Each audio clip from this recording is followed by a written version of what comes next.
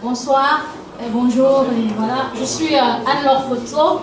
Je suis étudiante en Master 2 en sciences de l'information et de la communication à l'Université libre de Bruxelles.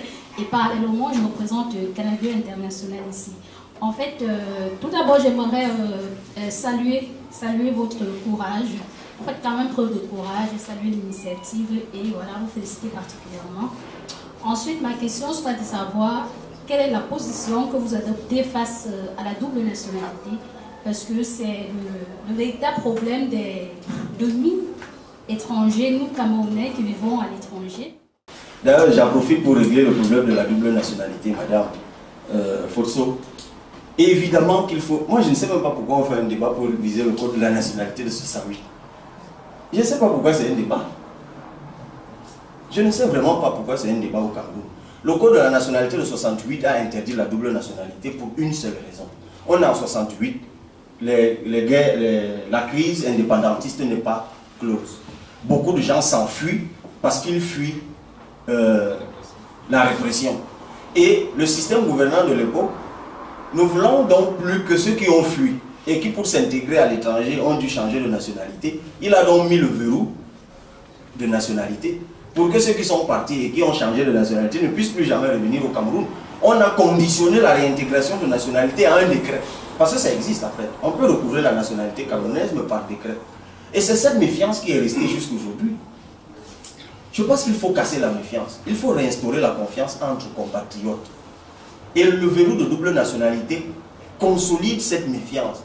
Vraiment, j'ai envie de parler comme un pasteur. Aimons-nous les uns les autres. On est tous Camerounais. Aimons-nous. Pourquoi on fait des pièges dans les lois pour empêcher aux gens de revenir?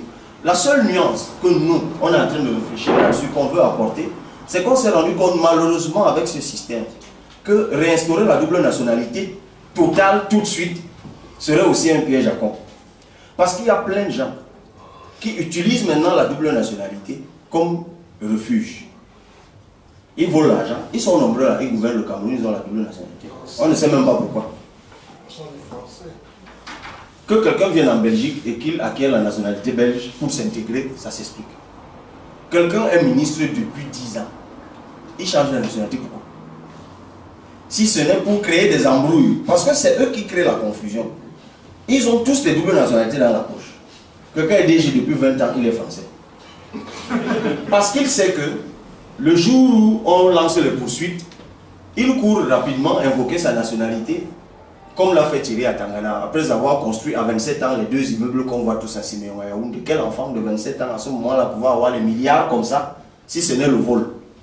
Après, il a utilisé la nationalité pour essayer d'échapper à la justice. Et d'ailleurs, finalement, ça a marché parce qu'ils ont exercé des pressions.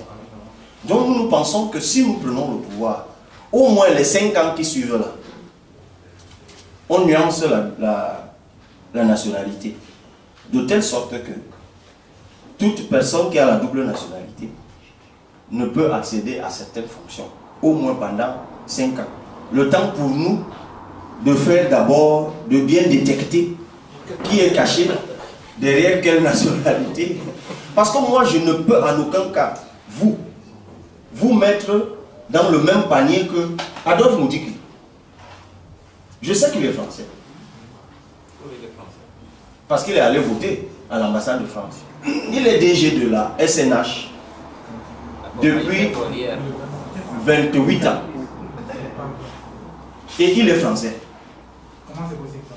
Vous là, vous êtes belge, je ne sais pas, je prends un exemple comme ça, parce que vous voulez vous intégrer en Belgique. Quelqu'un qui est DG depuis 28 ans est devenu français là en deux temps, pourquoi? Simplement pour utiliser cette... Mais quand on lance le débat de la double nationalité, il parle plus fort que vous. Hein. Il est même le premier à défendre la double nationalité. Tu dis, mais c'est quoi cette affaire? C'est suspect. Et du coup, il crée la confusion.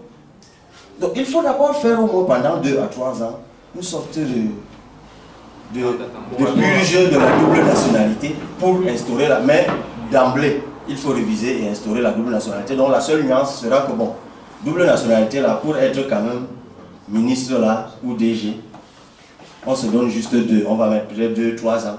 On commence d'abord à vérifier pour mettre à jour le fichier de suivi de nationalité. Parce qu'il y a une autre chose. Faites.